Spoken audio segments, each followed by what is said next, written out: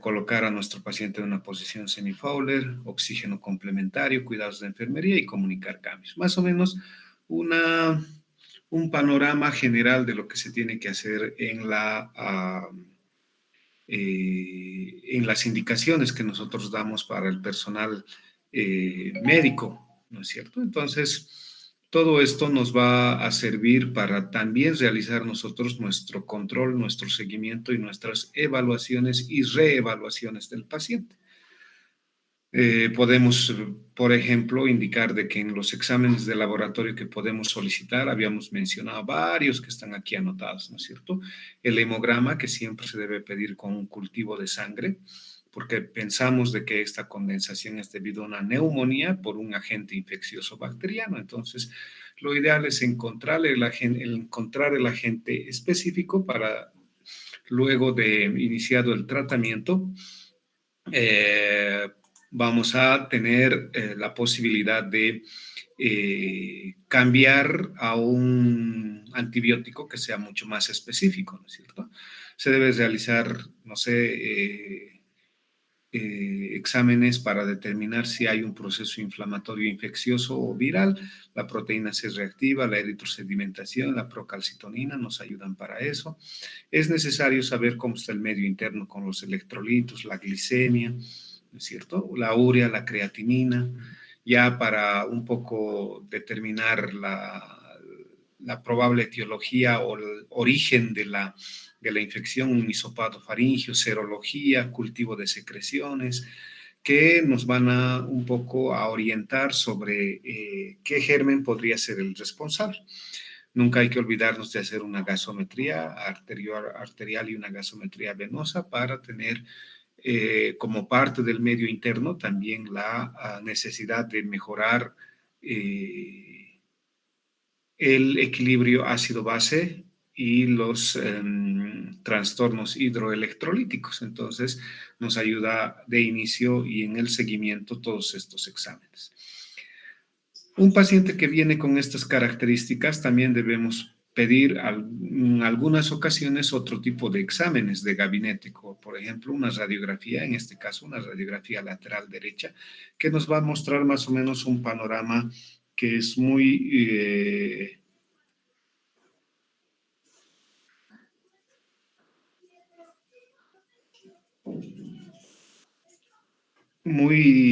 distinto porque llegaría a ser el tercer plano que nosotros vamos a tener para determinar si nuestra lesión que tenemos acá es una lesión que compromete la parte anterior, media o posterior del pulmón, ¿no es cierto? Viendo en una proyección lateral, eso y nos ayudaría a ver el grosor de la lesión, si compromete todo el grosor en este caso del pulmón derecho, ¿no es cierto? Una radiografía lateral derecha. En ocasiones, las neumonías se complican con derrames y los derrames pueden ser a veces muy pequeños como para poder interpretarse en la radiografía o por alguna alteración o una alteración de la técnica podría no observarse bien el ángulo costodiafragmático del lado comprometido o del lado contralateral. Entonces, una ecografía de tórax nos ayuda para diagnosticar la presencia de líquidos. En muy pocos pacientes ya se realizan tomografía de tórax, resonancia de tórax o tomografía de emisión de positrones, el PET scan, aunque en este contexto actual que estamos viviendo, las lesiones de tórax en pulmón que se observan en la tomografía son un poco más preliminares que en la radiografía, en el caso del coronavirus. O sea, realizarle una tomografía en etapas tempranas podría diagnosticar ya los problemas o las lesiones pulmonares antes que que se manifieste en una placa radiográfica simple. Entonces, el contexto de nuestro paciente nos va a servir para orientar cuál de los exámenes es que vamos a revisar o realizar. Después les había hablado de la broncoscopía, que es la introducción del broncoscopio y y llegar al sitio de la lesión para que se pueda producir o realizar un cepillado alveolar, un lavado broncoalveolar y la obtención probable del germen, el cultivo, el citoquímico que habíamos mencionado en los exámenes complementarios, ¿no es cierto? Cultivo de las secreciones. Entonces, la broncoscopía. Se puede hacer la punción de tórax, la punción torácica, la biopsia y la toracoscopía finalmente. O sea, son procedimientos ya un poco invasivos que ayudan a llegar al diagnóstico, pero en muy pequeño porcentaje, porque la mayoría de los pacientes realizando una radiografía de tórax PA y una lateral es suficiente porque nos ayuda con todos los exámenes que hemos solicitado, nos ayuda a sospechar o a encontrar el germen, hacemos un buen tratamiento con el antibiótico y finalmente los controles periódicos nos van a dar la razón de que nuestro tratamiento es el mejor. Entonces, eso en relación a todo lo que habíamos visto la anterior vez y esto que ya, bueno, tenemos muy claro respecto de la etiología, respecto de las consideraciones generales de lo que viene a ser una neumonía.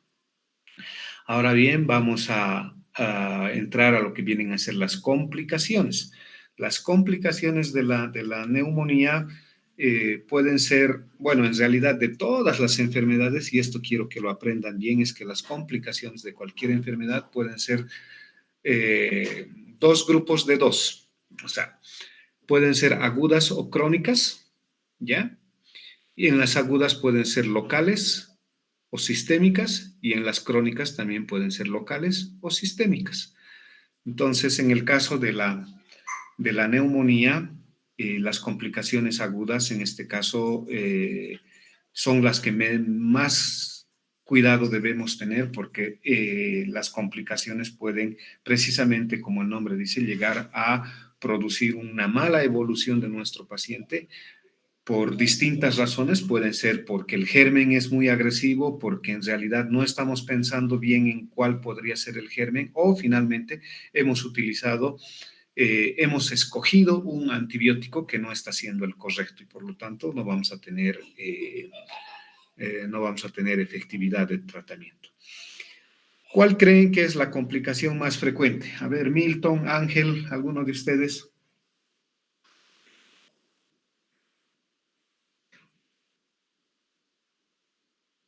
Muy bien, el desgarre pleural es una complicación, pero no es la más frecuente. ¿Cuál creen que es la más frecuente? A ver, Laura, Michelle. La insuficiencia cardíaca. La insuficiencia cardíaca. ¿Cuál es el mecanismo de producción de insuficiencia cardíaca como complicación de una neumonía? Sería, doctor, que como no va a haber un territorio de pulmón que no va a estar irrigado por la sangre, este va a retornar al corazón, creando una mayor volumen, y este volumen a su vez una insuficiencia, ¿no? Un bombeo ineficiente. Muy bien, sí. A ver, tomando en cuenta en este caso el territorio de la mitad, bueno, 3 o 1/3 de lo que viene a ser, vamos a aumentarle, le vamos a colocar la mitad del pulmón izquierdo en este caso. Ustedes saben, el pulmón izquierdo va a tener solo 2 lóbulos, ¿no es cierto? El superior y el inferior. Entonces, la mitad del pulmón izquierdo está comprometido con una condensación. ¿Cómo creen que está la presión en el espacio intersticial? ¿La presión en el intersticial es igual, menor o mayor?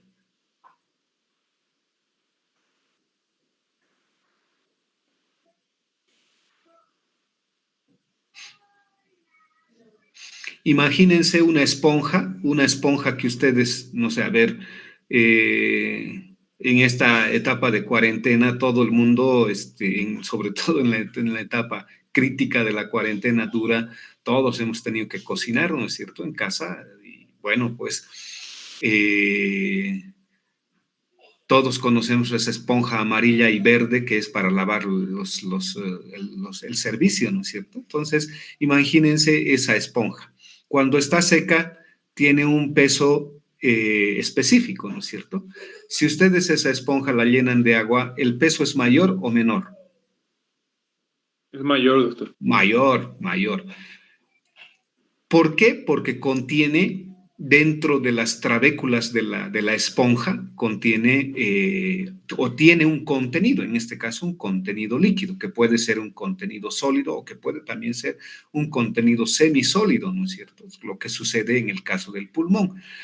Precisamente en el área de la condensación es lo que sucede de esa manera. Hay un aumento del contenido semisólido porque la secreción, el proceso inflamatorio, la exudación, el fenómeno de exudación hace que salga parte del plasma hacia afuera, arrastre un poco de albúmina, la albúmina arrastra líquido, el líquido aumenta la presión en el intersticial y el aumentar la presión en el intersticial, ¿qué es lo que va a generar? Va a generar un colapso de los vasos que se encuentran en la región. En este caso, toda la mitad del pulmón izquierdo va a estar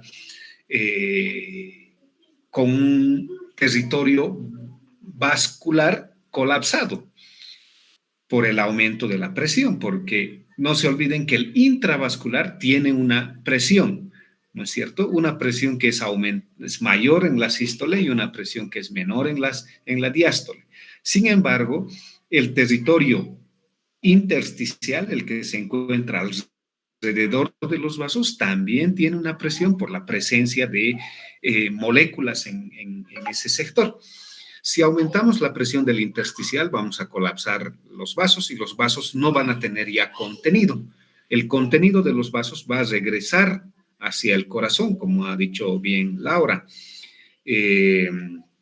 Ese contenido de sangre va a hacer de que el corazón vaya a manejar un mayor volumen. En este caso, el mayor volumen manejado va a ser, va a cumplir un círculo vicioso en el que mayor volumen, mayor fuerza de contracción y mayor trabajo o mayor gasto cardíaco, ¿no es cierto? Entonces entra en ese círculo y finalmente el corazón va a tratar de compensar de inicio con el aumento de la frecuencia cardíaca, que se denomina taquicardia, o sea, va a aumentar los latidos de, por decirles, 80 por minuto, en el caso de un niño de 3 años y 6 meses, más o menos 80, 86 latidos por minuto, va a aumentar a 110, 120 latidos por minuto, eso de manera que va a tratar de compensar para manejar el volumen que le queda. Sin embargo, mayor volumen va a hacer de que este volumen regrese rápidamente a lo que viene a ser la aurícula derecha. La aurícula derecha que va a ser el territorio en el cual van a desembocar la vena cava superior y la vena cava inferior, ¿no es cierto? Del ventrículo derecho van a salir las arterias pulmonares que van a ir al territorio pulmonar derecho y al territorio pulmonar izquierdo. El ventrículo izquierdo, al manejar esa cantidad de volumen, va a utilizar mayor presión, pero también va al producirse la contracción, va a tratar de vencer la presión que se encuentra a este nivel, o sea, en el territorio comprometido, en el territorio condensado. Y eso va a hacer de que el corazón vaya a contraerse con mayor fuerza, o por lo menos intenta contraerse con mayor fuerza para tratar de lograr de vencer esta presión a la que está sujeta, se denomina precarga, ¿no es cierto? Entonces, el territorio comprometido no va a contener sangre y va a llegar hacia la aurícula derecha a través de las venas pulmonares, llegan a la aurícula derecha una mayor cantidad de volumen con una mayor presión. Este volumen en la aurícula izquierda va a repercutir sobre la cantidad de volumen que va a manejar el ventrículo izquierdo. Mayor volumen para manejar tanto el ventrículo izquierdo como el ventrículo derecho va a producirse de inicio una hipertrofia de los ventrículos para lograr manejar este trabajo cardíaco exagerado. Entonces, eso determina un crecimiento del corazón, más o menos en estas características. Aquí vemos la gráfica donde vamos a ver la cava superior, la cava inferior, las pulmonares que van a la izquierda-derecha, las pulmonares que van a llegar a las venas pulmonares que van a llegar a la aurícula izquierda, de la aurícula izquierda al ventrículo izquierdo. El ventrículo izquierdo va a agrandarse, el ventrículo derecho también va a agrandarse, la silueta cardíaca va a ser más grande y vamos a tener así una hipertrofia del corazón. El mayor volumen que va a manejar a través de la vena cava, a través de la aorta, la aurícula, el ventrículo izquierdo, va a repercutir de manera final sobre la cantidad de sangre que le va a llegar a la aurícula derecha. ¿Cuánto es la presión en la aurícula derecha?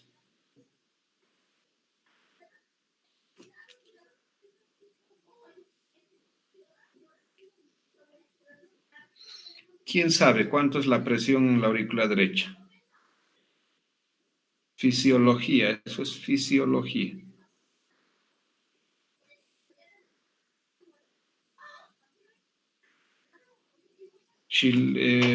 Michelle. Doctor, ¿no es de 0 a 8 milímetros de mercurio? 0 en realidad. 0. Hay un dicho que dicen, todos los caminos llevan a Roma, ¿no es cierto? En el caso del corazón es toda la sangre desemboca en la aurícula derecha. Toda la sangre desemboca en la aurícula derecha. Y si tiene una presión de 0, el resto de los vasos sanguíneos que se encuentran antes de la aurícula derecha van a tener siempre una presión positiva. Así tengan +1 de presión, igual va a tener que llegar a la aurícula derecha. Obviamente que las presiones que maneja, como si diastólica, por ejemplo, vamos a tener entre 60 milímetros de mercurio, ¿no es cierto? Si la diastólica es de 90 a 60, o sea, la presión en realidad es de 90 a 60, vamos a tener una presión de 90 sistólica y 60 diastólica, ¿no es cierto? Entonces, esos 60 milímetros de mercurio obviamente van a impulsar la sangre del territorio vascular hacia la aurícula derecha, a través de las venas cava superior y de las venas cava, la cava superior y la cava inferior. Bien. Como hay un aumento del volumen que recibe la aurícula derecha, va a repercutir sobre el ventrículo derecho. El ventrículo derecho, para manejar este volumen, va a aumentar su tamaño y va a aumentar su presión, su gasto cardíaco. Este gasto cardíaco puede repercutir, este aumento del trabajo puede repercutir de manera retrógrada hacia la aurícula derecha, aumentando la presión de la aurícula derecha. Al aumentar la presión en la aurícula derecha, se aumenta la presión de manera retrógrada sobre la vena cava superior y nos va a dar una manifestación a nivel del cuello. ¿Quién sabe? Ingurgitación yugular, doctor. Perfecto, Milton, es la ingurgitación yugular, ¿no es cierto? Y vamos a medir nosotros a través del ángulo de Lewis, cuánto de presión puede ser, si está en leve, moderada o severa y no sé qué. Lo mismo sucede al aumentar la presión retrógrada sobre la vena cava inferior. Y no se olviden que en este territorio de la vena cava inferior está el hígado. El hígado que también va a recibir un mayor volumen y va a estar como que el término pletórico, el hígado pletórico lleno de sangre con un aumento de la presión y va a producirse la famosa hepatomegalia, ¿no es cierto? La hepatomegalia que no se olviden que el hígado está conectado con el vaso a través de sus vasos precisamente, y el vaso va a crecer también, entonces va a haber una hepatoesplenomegalia como consecuencia del mayor volumen que están manejando estos órganos, que también son manifestaciones de una insuficiencia cardíaca derecha. El aumento de la presión de la vena cava inferior no solo se traduce en la hepatoesplenomegalia, sino también en un aumento de presión retrógrada sobre los vasos cada vez más pequeños, en este caso del territorio mesentérico, donde va a producir la salida del intravascular al extravascular y va a formar lo que denominamos la ascitis, o sea, la líquido libre en cavidad peritoneal. El edema en las extremidades inferiores y superiores, el edema en bota y el edema en guante, que que es conocida por todos ustedes y que deja fobia positiva, ¿no es cierto? Eso es por un aumento de la presión del intravascular, por el mayor volumen, que también puede ser evidente en todos los pacientes con insuficiencia cardíaca derecha. En aquellos que tienen la insuficiencia más avanzada puede producirse incluso derrame de líquido a nivel pleural y a nivel pericárdico. No necesariamente líquido infeccioso, o sea, no es un empiema, sino más bien es un derrame debido a líquido del intravascular que está, el plasma que está saliendo hacia todas las cavidades, ¿no es cierto? Los ojos están hinchados, a veces hay edema escrotal, edema vulvar, o sea que podemos encontrar a nuestro paciente en un estado crítico donde el edema es casi generalizado. Todo eso denota lo que llamamos insuficiencia cardíaca derecha. Pero no se olviden que en este caso específico de la neumonía y en el caso de los niños, como el caso de Leonardo, el ventrículo izquierdo también está manejando presiones elevadas y está teniendo un mayor gasto cardíaco.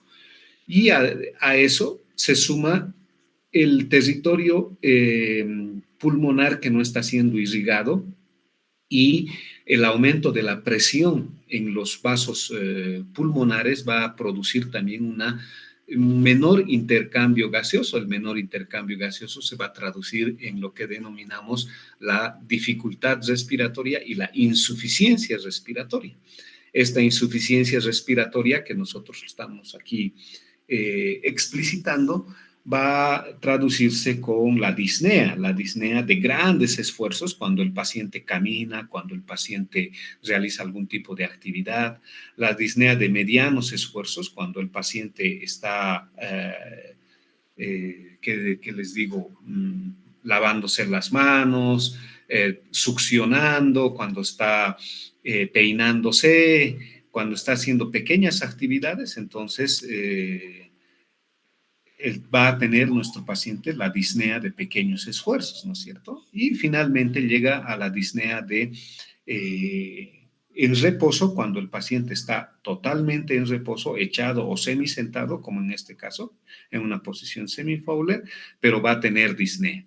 Entonces, eso concluye con una insuficiencia cardíaca izquierda y en general es la denominada insuficiencia cardíaca congestiva. Entonces, habitualmente esto se produce en las primeras 48 horas en el que se presenta la neumonía, en grandes extensiones. Aquí quizás no está dibujado, pero ya lo hemos arreglado. En la hoja final vamos a tener mayor compromiso del pulmón para que, obviamente, por decirles, en el caso de esta imagen, si nosotros tenemos un territorio pulmonar comprometido, como sucede acá en uno de los segmentos del lóbulo superior derecho, bueno, pues no habrá tanto déficit, ¿no es cierto? No manejará gran cantidad de sangre el corazón, porque en todo el resto del pulmón derecho se está distribuyendo ese volumen sanguíneo. Entonces es poco probable de que produzca una insuficiencia cardíaca congestiva esto, pero una que compromete la mitad del pulmón izquierdo, eso sí va a traducirse probablemente en una insuficiencia cardíaca congestiva. Y ese es el mecanismo fisiopatológico el que les he explicado, porque es así como se presenta. Hay que estar pendientes, como les digo, en las primeras 48 horas para iniciarle el tratamiento, porque no se va a morir por la infección nuestro paciente, se va a morir por la insuficiencia cardíaca. Ahora bien, el segundo en frecuencia de las complicaciones es lo que había dicho Ángel, es el derrame pleural, que se llama empiema, que se llama derrame pleural o derrame paraneumónico, que se llama piotórax, que se llama, bueno, podemos darle, dependiendo qué es lo que encontramos, una serie de denominaciones para clasificar al derrame pleural. El derrame pleural que va a tener un contenido muy diferente al plasmático, por lo tanto, la condición que nosotros debemos evaluar es precisamente qué características tiene este líquido pleural. Para eso, ¿qué tendrías que hacer, Michelle? Laboratorio para ver el contenido. Albúmina. Puede Ya, estar con hipoalbuminemia. listo, perfecto. ¿Qué más? Tal vez podría estar también con hiponatremia. Ya, todos los exámenes que aquí hemos pedido. Ya, perfecto. Pero aquí tiene un derrame. ¿Qué le haces? Paracentesis. Muy bien. Toracocentesis. Toracocentesis. Toracocentesis. Toracocentesis.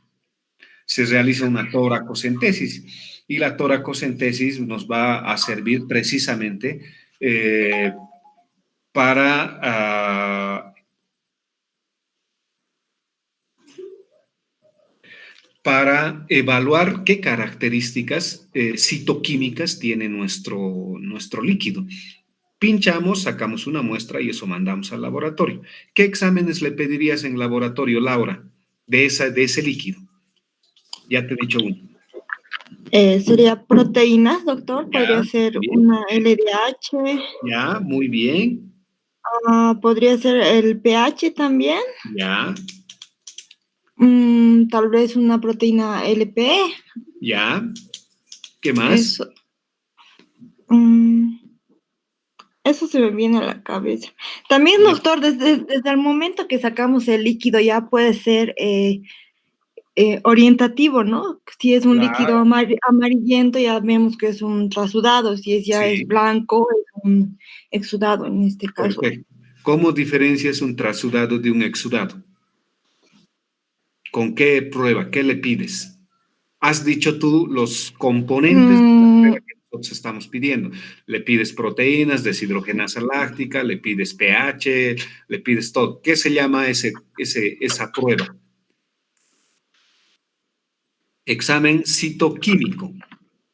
Es un examen citoquímico el que tú tienes que solicitar de el líquido pleural. Tú colocas citoquímico del líquido pleural y ahí te van a determinar de acuerdo a los criterios de Lyle o Liley, como ustedes quieran denominar, los parámetros para diferenciar trasudado de exudado. Y los criterios para diferenciar estos dos componentes son, primero, la cantidad de células, el pH, la cantidad de glucosa, la cantidad de deshidrogenasa láctica, que van a tener valores diferentes entre uno y otro. Exudado para unos valores, trasudado otros valores, ¿no es cierto? Aunque como bien has dicho, Laura, a veces la primera impresión que nos da cuando obtenemos una muestra de líquido, ya no necesitamos recibirla. Bueno, vamos a necesitar para elementos de evidencia el resultado, el reporte del resultado que nos va a mandar el laboratorio. Pero si nosotros sacamos un líquido blanco, amarillento, espeso, es pues lo más probable que sea un exudado y sea purulento, y ahí se convierte en un piotórax o se convierte en un empiema pleural. Y lo que nos toca realizar es cosas diferentes. Muy bien, le hacemos una toracocentesis y pedimos un citoquímico del líquido pleural. ¿Qué más le pides, Ángel, del líquido pleural?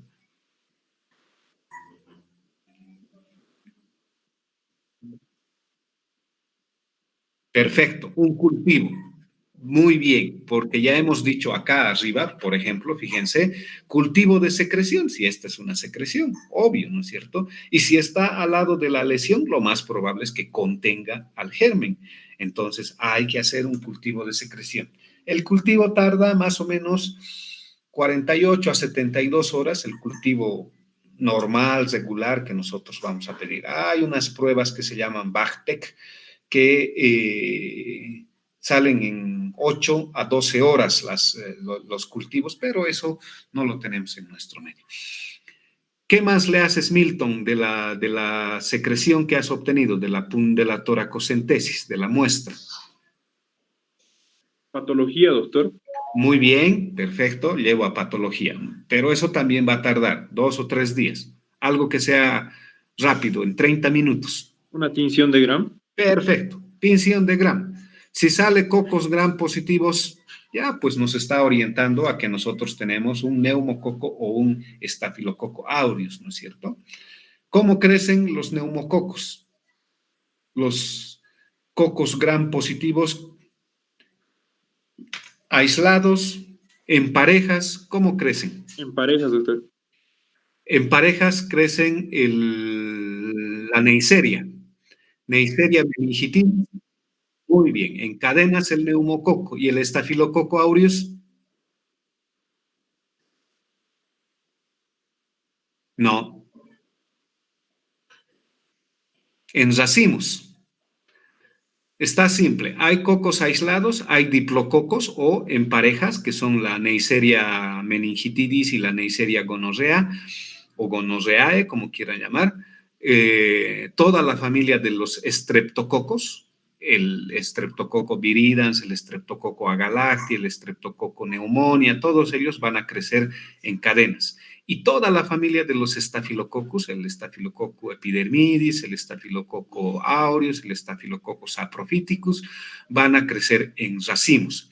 Pero ojo, eso cuando nosotros cultivamos en una caja Petri, que también va a tardar 2 o 3 días, ahí nos va a determinar este tipo de crecimiento.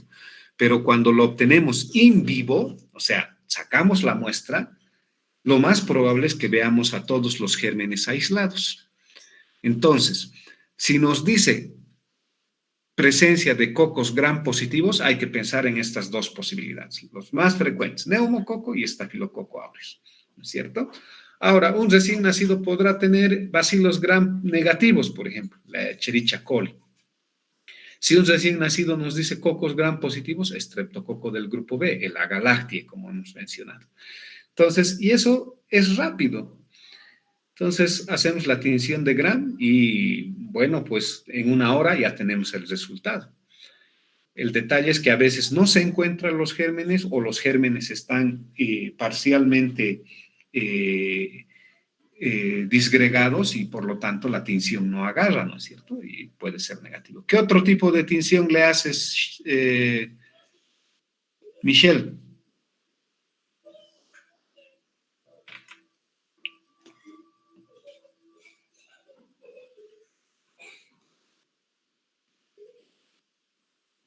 Podría ser también la de Eso estaba pensando decir mismo. Claro, pues nosotros vivimos en una zona donde tenemos alta incidencia de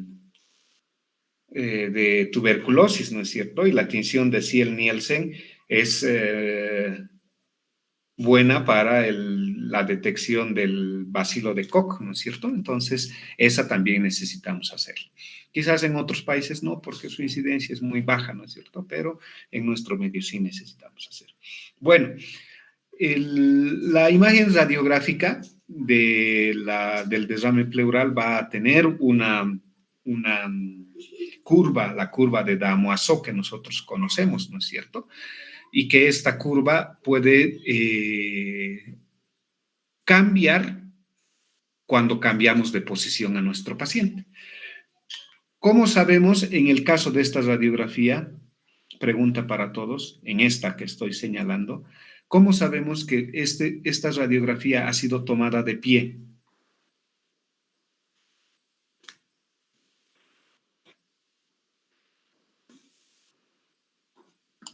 por el ángulo costo diafragmático, doctor. Ya, puede ser más evidente que eso.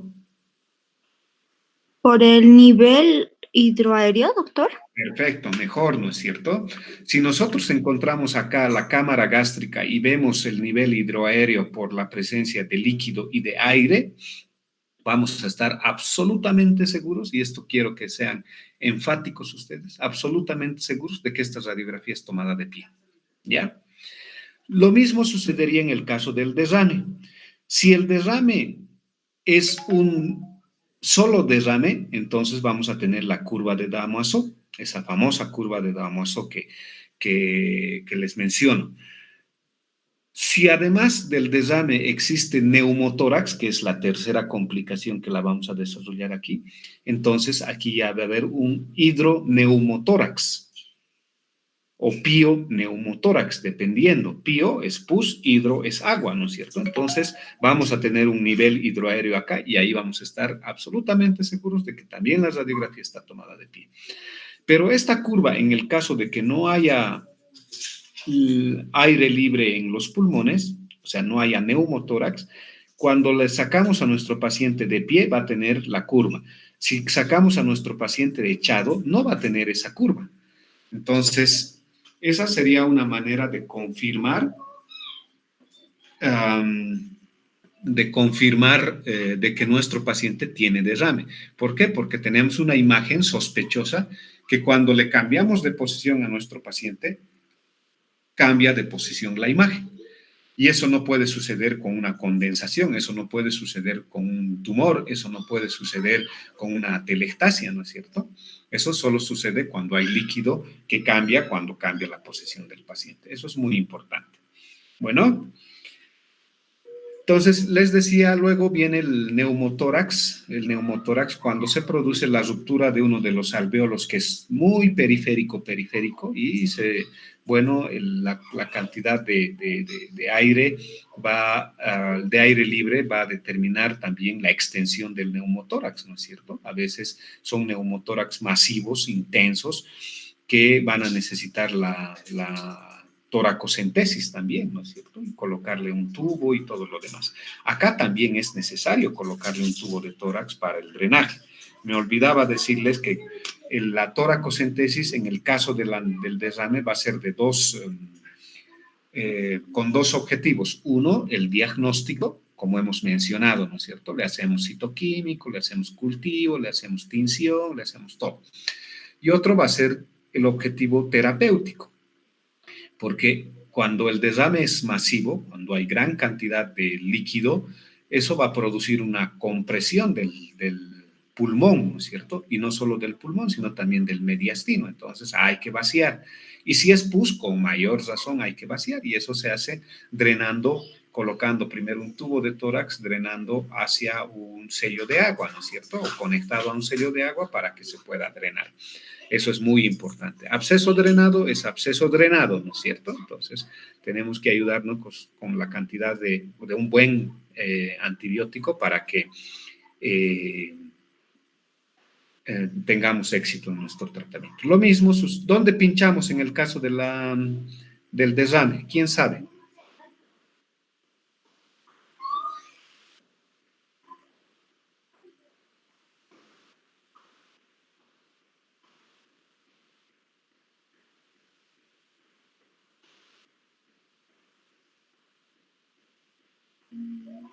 ¿En qué sitio anatómico pinchamos?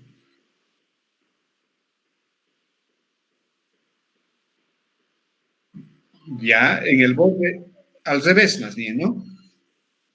O sea, en el borde superior de la costilla inferior, porque en el borde inferior de la costilla está corriendo el paquete vasculonervioso, ¿no es cierto?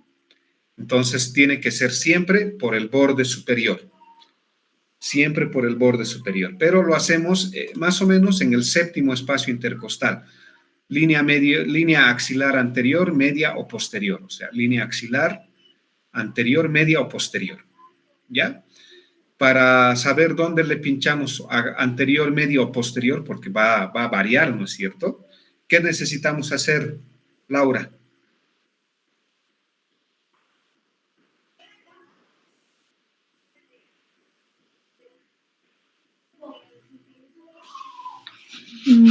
No sé, doctor.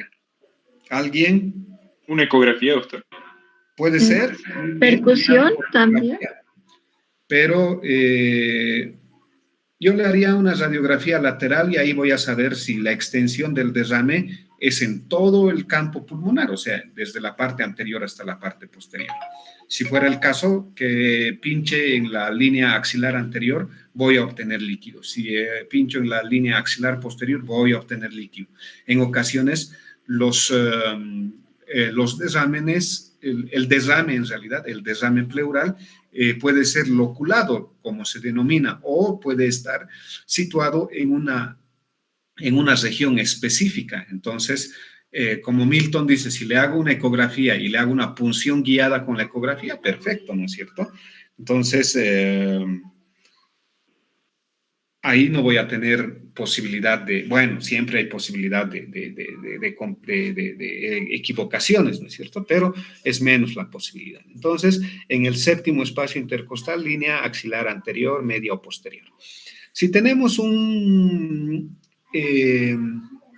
neumotórax, dependiendo de la intensidad del neumotórax y de la extensión del neumotórax, vamos a también realizar nuestro procedimiento terapéutico.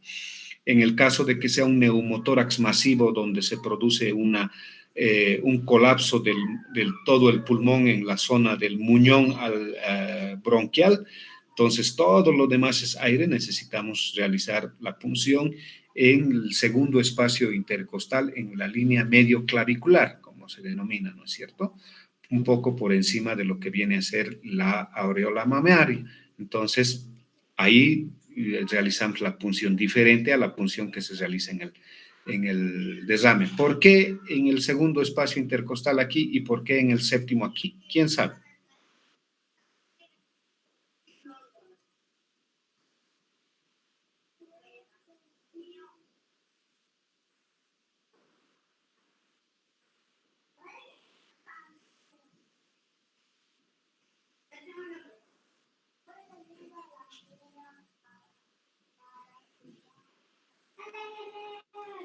Porque es donde comienza y termina el pulmón, doctor, más o menos. No, porque el aire es más liviano y siempre se va para arriba, ¿no es cierto?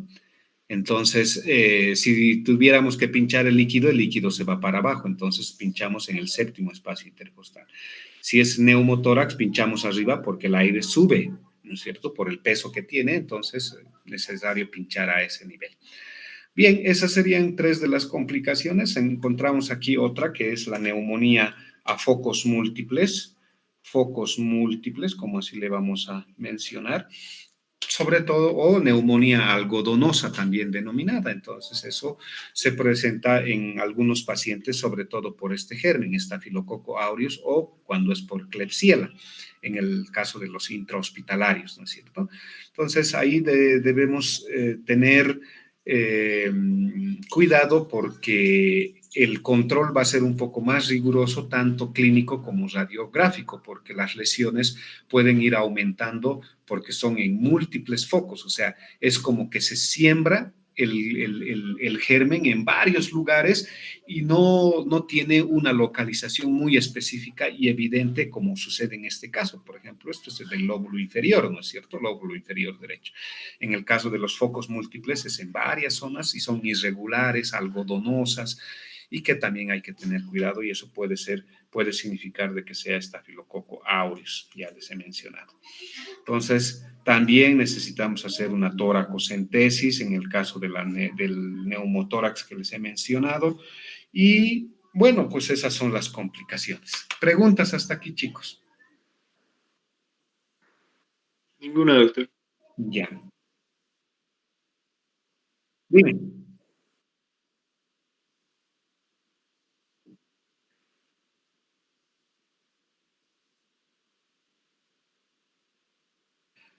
Depende mucho del germen que está produciendo el derrame. Habitualmente los gérmenes que más frecuentemente producen derrames son el neumococo y el estafilococo aureus, los dos gérmenes que van a producir derrame. Los atípicos muy rara vez, muy rara vez. Entonces, si el germen es, por decirles, agresivo, es resistente, la evolución de la enfermedad puede ser muy rápida. Entonces aparece, por decirles, el paciente con síntomas el domingo en la mañana, el lunes 24 horas después, el lunes en la mañana llevan al paciente a la consulta porque se ha presentado signos de insuficiencia respiratoria evidentes y además ha empezado con fiebre, tos y taquipnea importantes. Entonces, le sacamos la radiografía y ya encontramos a nuestro paciente con neumonía y derrame. ¿Ya? Pero puede ser de que el germen no sea tan agresivo y no sea muy resistente, como en el caso del neumococo adquirido en la comunidad, el neumococo que no es resistente a la penicilina. Este neumococo puede venir en estas características, le iniciamos tratamiento, 2, 3 o 4 días después, aparece nuestro paciente, después de mejorar, aparece un empeoramiento, como podríamos decir. El segundo día del tratamiento mejora, la fiebre baja, la dificultad respiratoria baja, bueno, estamos yendo bien, pero al cuarto día nuevamente aparece fiebre y nuevamente aparece signos de dificultad respiratoria. ¿Qué necesitamos realizar? Una reevaluación. Y la reevaluación de nuestro paciente tiene que ser clínica, tiene que ser laboratorial y radiográfica. ¿Ya? Si clínicamente nuestro paciente está peor porque ya no tenía fiebre, pero ahora le volvió la fiebre más elevada, 40 de temperatura. Ya no tenía dificultad respiratoria, ahora tiene dificultad respiratoria severa. Entonces, 2 datos clínicos que debemos evaluar. Le hacemos un hemograma, tenía 16,000, luego bajó a 11 y ahora está en 18, está peor, ¿no es cierto? Entonces, le hacemos un hemograma, le hacemos una proteína C reactiva que ya había negativizado, pero ahora vuelve a positivizarse y que no sé qué. Le hacemos una nueva radiografía y ahí nos encontramos con el derrame. Obviamente, la auscultación pulmonar es importante. Ayer creo que les dije, el ruido vuela, corre y se ahoga, ¿no es cierto? O anteayer. El ruido vuela, corre y se ahoga. ¿Qué significa? El ruido se transmite muy bien por el aire, se transmite mejor por el sólido, pero por el líquido desaparece. Entonces, el murmullo vesicular que nosotros vamos a encontrar acá va a desaparecer cuando aparece el derrame, cuando aparece líquido. Entonces, ese cambio semiológico nos ayuda bastante para sospechar de que nuestro paciente ha tenido derrame. Entonces, va a depender de eso, Ángel. ¿Qué más? Bueno, finalmente entraríamos a los esquemas terapéuticos. ¿Qué tratamiento vamos a dar? Bueno, el tratamiento, por decirles, si nosotros, como aquí dice, le hemos pedido un cultivo y nos han informado un antibiograma, lo único que tenemos que hacer es hacerle caso al antibiograma, ¿no es cierto? Es sensible a esto y es resistente a esto. Por lo tanto, le damos ese medicamento. Pero como les he dicho, los cultivos tardan por lo menos 48 horas, mínimo 48 horas. Entonces, vamos a tener que nuestro paciente tener que ya iniciarle tratamiento que se denomina tratamiento empírico. Empírico. El específico, ya sabemos, con el antibiograma. Pero el tratamiento empírico va a depender de ¿qué? De esto. Esto va a darnos una clave para el tratamiento. Si nuestro paciente es recién nacido, tendremos que cubrir a estos gérmenes. Si nuestro paciente ya no es recién nacido, tendremos que cubrir a la mayoría de estos gérmenes. Si nuestro paciente viene del hospital, tendremos que cubrir a estos gérmenes. Por lo tanto, tendremos que dar otro tipo de antibióticos,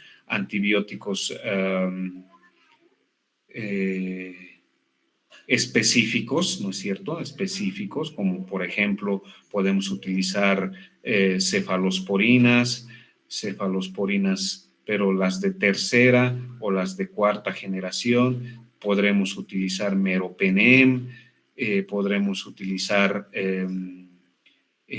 quinolonas. Entonces, va a depender, como les digo, del germen que estamos sospechando. Habitualmente los recién nacidos vamos a utilizar ampicilina y gentamicina o la ampicilina más cefotaxima, ampi más genta o ampi más cefo.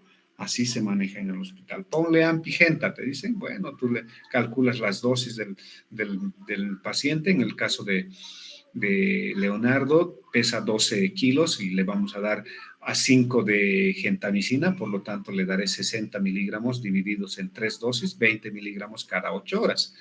20 miligramos cada 8 horas es la dosis de la gentamicina. La ampicilina le voy a dar a 200, por lo tanto mi paciente va a recibir 2.400 al día que tengo que dividir en 4 dosis y le daré 600 miligramos cada 6 horas. Y ahí completo las 2.400 para mi paciente. Esos ya son cálculos matemáticos, ¿no es cierto?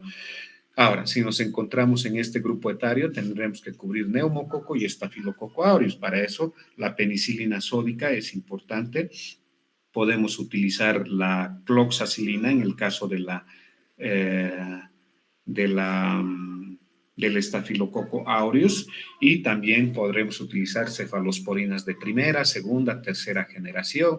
Para los atípicos, los macrólidos. Para el estafilococo aureus podremos utilizar vancomicina. Entonces, eso nos ayuda un poco como que al manejo de nuestros pacientes con este tipo de lesiones. ¿Preguntas, jóvenes?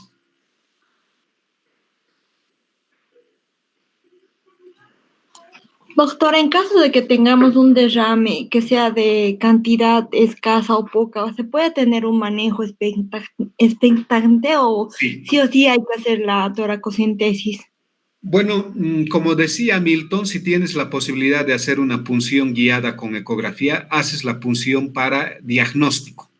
O sea, sacas un poquito de líquido, 2 ml, por decir, y nada más. ¿Por qué? Porque, como tú dices, no es tan importante, está borrando solo el ángulo costo diafragmático, no es extenso, no produce ningún otro síntoma. Entonces, conforme vayas dándole tratamiento y mejorando el sistema inmune del paciente, va a ir resolviéndose a manera que pase el tiempo. Entonces, no va a ser necesario colocarle un tubo de tórax, por ejemplo. ¿Ya? Y esa es la conducta expectante que tú dices. Pero en lo posible sí hay que tratar de obtener una muestra para el diagnóstico laboratorial. En el caso de los masivos, sí o sí necesitamos drenar con un tubo de tórax conectado a un sello de agua, y eso tiene que estar por lo menos, no sé, 48, 72 horas hasta que tenga tiempo el antibiótico para frenar la replicación bacteriana y en este caso la complicación del derrame. Pero es buena pregunta esa. ¿Qué más?